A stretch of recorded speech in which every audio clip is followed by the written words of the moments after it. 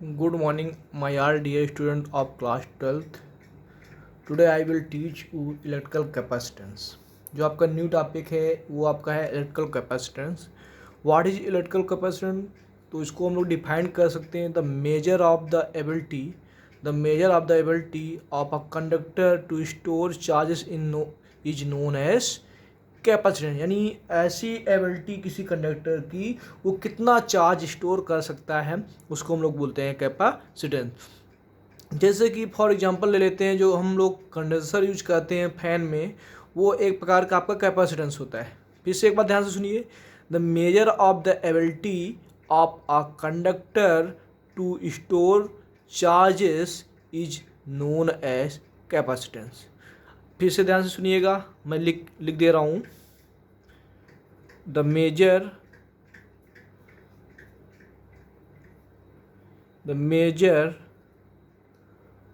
of the ability the measure of the ability of a conductor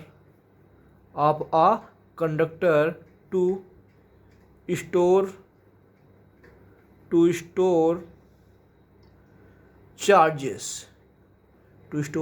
charges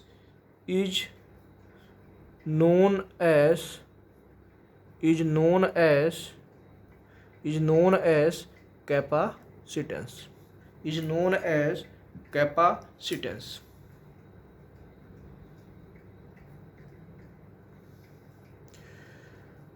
The measure of the ability of a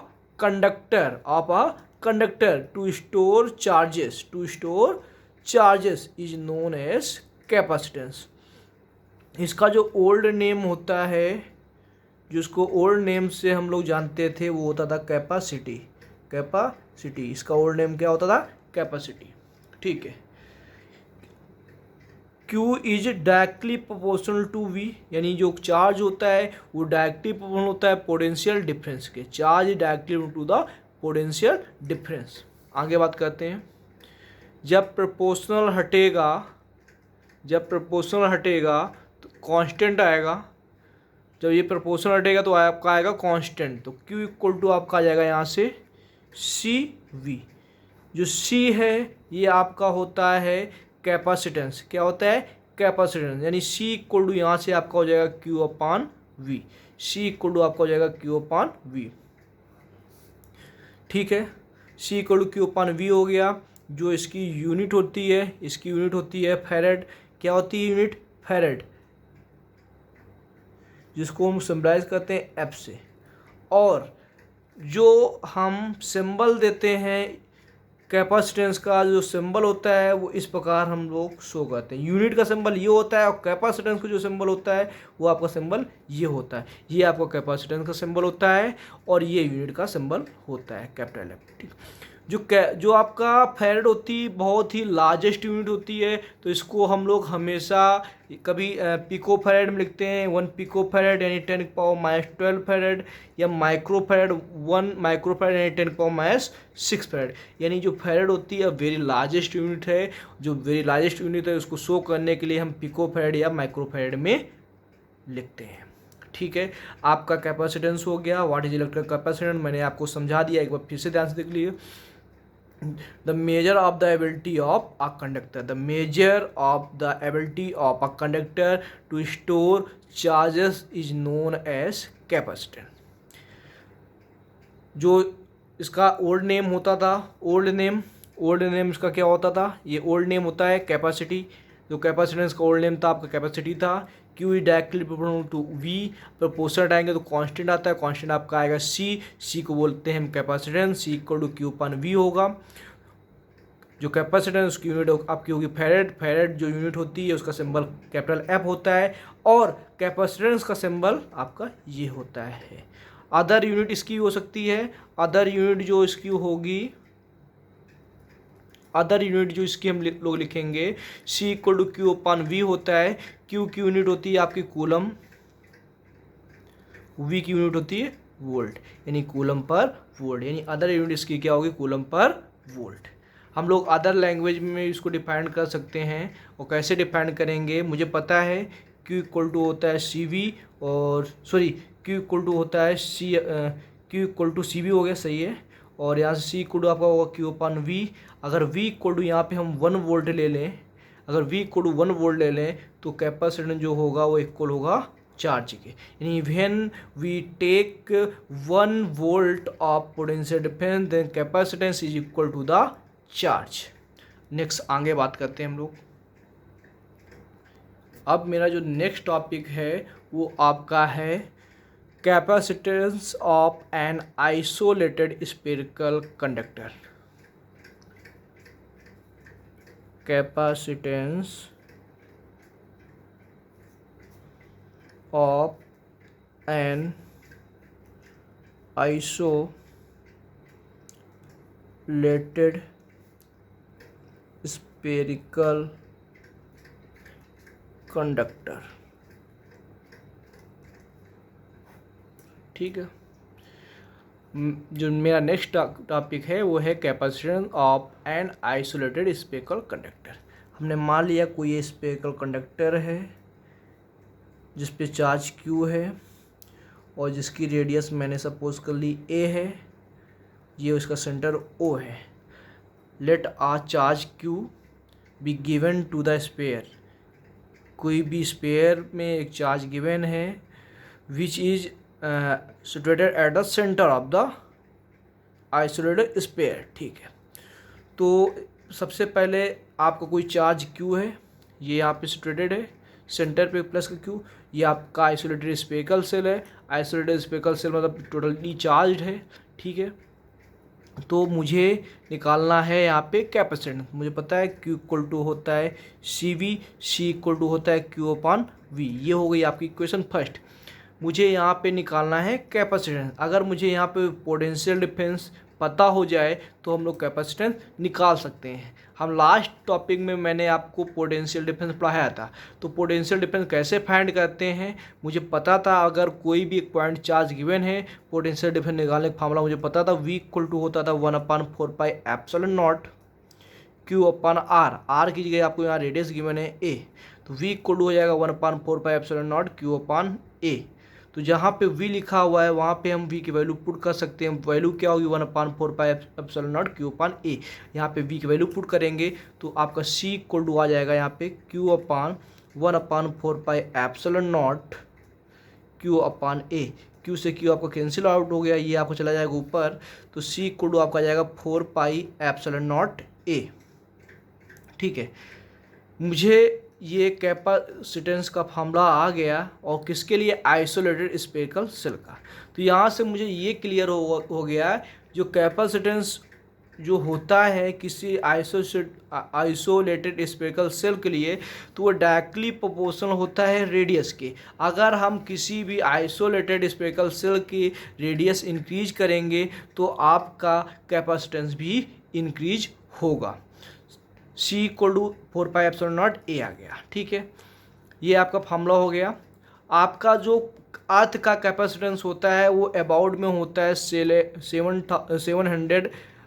711 microfarad. ये जो आपका होता है capacitance of the earth का जो capacitance होता है वो आपका अबाउट में होता है 711 माइक्रोफैरड। ठीक है, ये आपका मैंने फार्मूला एक्सप्लेन कर दिया किसके लिए, capacitance of an isolated spherical conductor. ये आपका डेरिवेशन इंपॉर्टेंट आता भी रहता है एग्जाम में।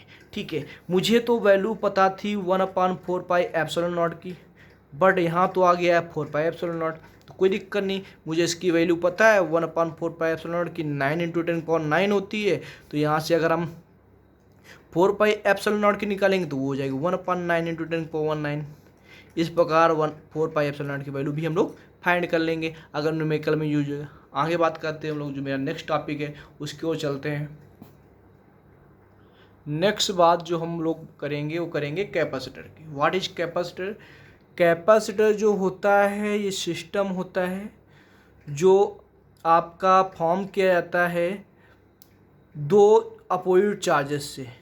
एक कोई प्लेट ले ली, प्लेट का वन सरफेस जो है वो आपका पॉजिटिवली चार्ज है, इस प्रकार इधर, और इस साइड वाला सरफेस आपका निगेटिव चार्ज है। इसको हम लोग बोलेंगे कैपेसिटर। क्या बोलेंगे? कैपेसिटर। यानी जो दो सरफेस से फॉर्म होता है, एक सरफेस पॉजिटिवली और अदर सरफेस निगेटिवली, उसको हम लोग बोलते हैं कैपेसिटर। आगे जो बात करेंगे हम लोग बात करेंगे capacitance of a parallel plate capacitor. Capacitance of a parallel plate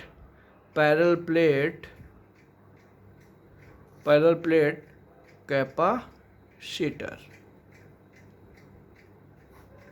ठीक है, हमने मान लिया आपकी एक प्लेट ये है, दो पैरेलल प्लेट है। ये प्लेट जो आपकी है वो पॉजिटिवली चार्ज है,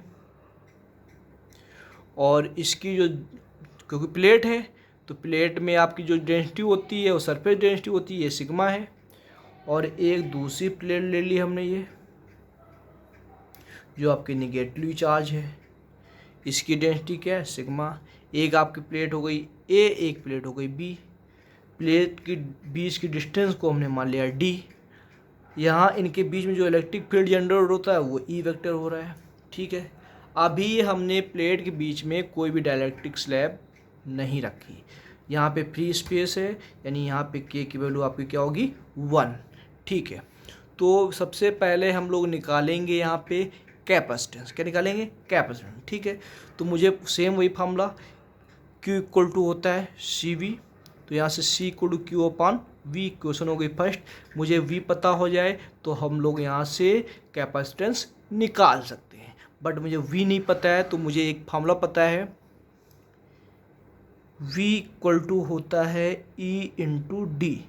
V equal to E into D. आपने पढ़ाया था मैंने लास्ट वीडियो में आपको relation between electric potential and electric field, या रिलेशन बोल सकते हैं, relation between potential gradient and electric field, potential gradient V and electric field E।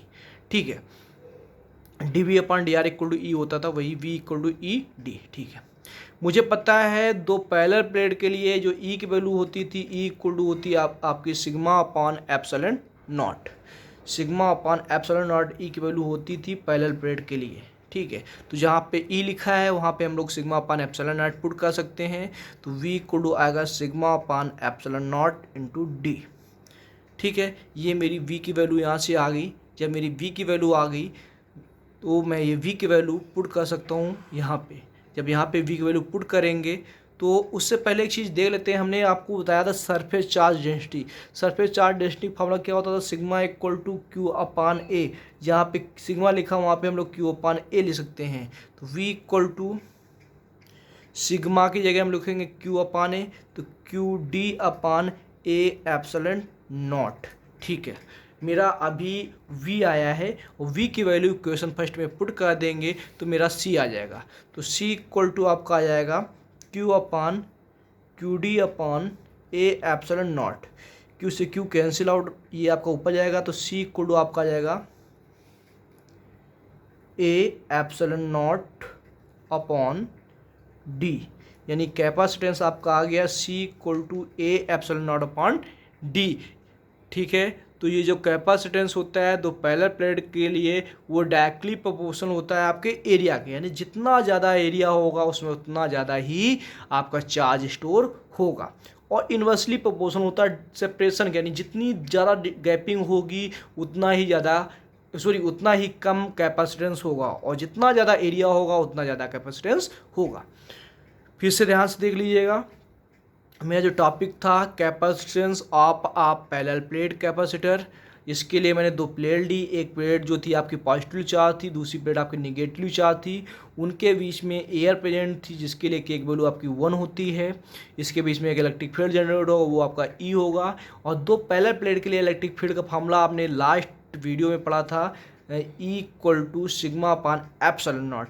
ये होता है पैरेलल प्लेट के लिए इलेक्ट्रिक फील्ड फार्मूला। दोनों प्लेटों के बीच की डिस्टेंस डी है। हमने जैसा कि पीछे पढ़ रखा है Q equal to C V होता है, तो यहाँ से C equal to Q upon V होगा। ठीक है, मुझे यहाँ से अगर V की वैल्यू पता हो जाए तो मेरा कैपेसिटेंस आ जाएगा। तो V equal to E d होता है, ये मैंने पढ़ा था relation between potential gradient and electric field में।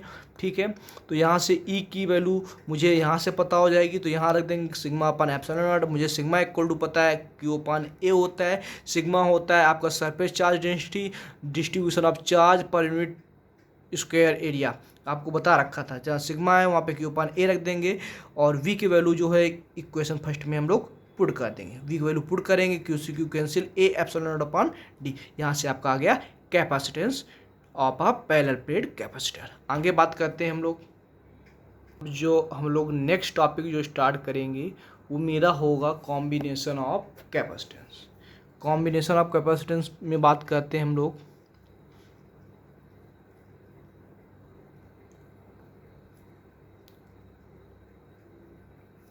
ऑफ कैपेसिटर्स क्लास 10th में हमने पढ़ा था कॉम्बिनेशन ऑफ रेजिस्टेंस। जैसे कॉम्बिनेशन ऑफ रेजिस्टेंस होता था उसी प्रकार हम लोग पढ़ेंगे combination of capacitance. Two type से होता है, first in series, second in parallel. ठीक है, तो हम पहले फर्स्ट की बात करेंगे इन सीरीज में। इन सीरीज मैंने मान लिया कोई एक कैपेसिटेंस है, एक कनेक्शन हो गया आपका कैपेसिटेंस का, ये आपका सेकंड कनेक्शन है कैपेसिटेंस का, ये आपका थर्ड कनेक्शन है कैपेसिटेंस का।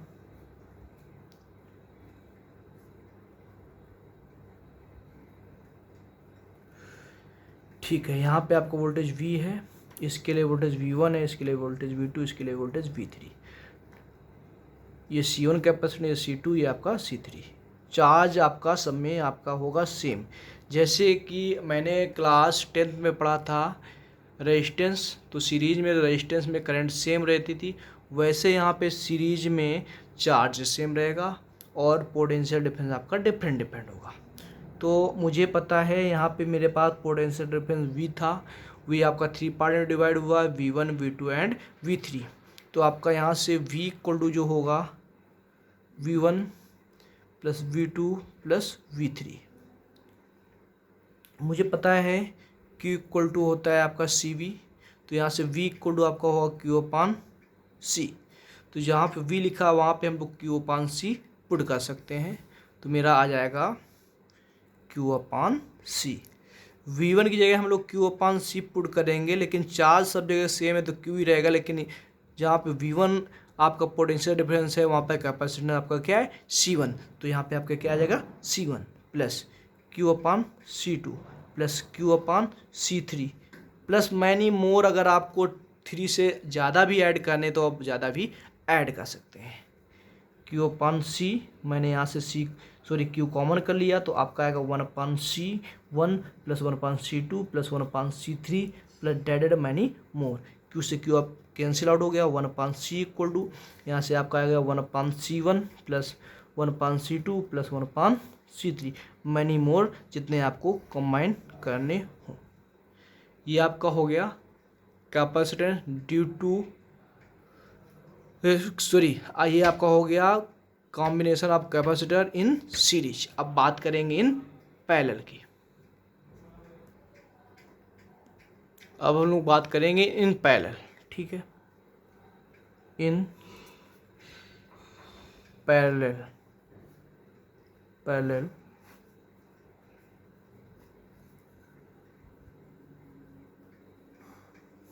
ठीक है, सबसे पहले हम लोग डिजाइन करते हैं।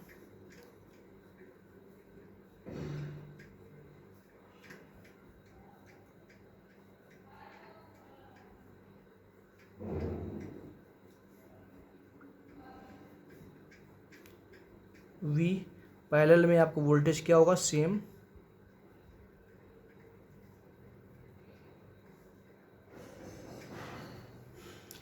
और चार्ज डिफरेंस होगा। मान लिया यहाँ Q1 है, ये Q2 है, ये Q3 है, वोल्टेज आपका क्या होगा सेम। ठीक है, पैरेलल में यहाँ पे जैसे आप रेजिस्टेंस में आप लोगों ने पढ़ा था कि पैरेलल में आपका जो होता था वो आपका वोल्टेज सेम होता था और सीरीज में आपकी करंट सेम होती है। सेम यहाँ पे सीरीज में आपका चार्ज सेम होगा और पैरेलल में वोल्टेज सेम होगा। तो चार्ज आपके पास टोटल Q था और Q को यहाँ पे 3 पार्ट में डिवाइड हुआ, Q1 Q2 एंड Q3। तो यहाँ से आपका Q इक्वल टू हो जाएगा Q1 plus Q2 plus Q3। मुझे पता है Q इक्वल टू होता है CV, जहाँ पे Q लिखा हुआ हम लिख देंगे CV। Q1 जगह आपका आएगा C1V, C2V प्लस C3V। मुझे पता है कि जहाँ यह फर्स्ट सेल के लिए C1 होगा, दूसरे का C2, तीसरे का C3। CV इक्वल टू, मुझे यहाँ से V कॉमन हो गया, यहाँ पे होगा C1 plus C2 plus C3।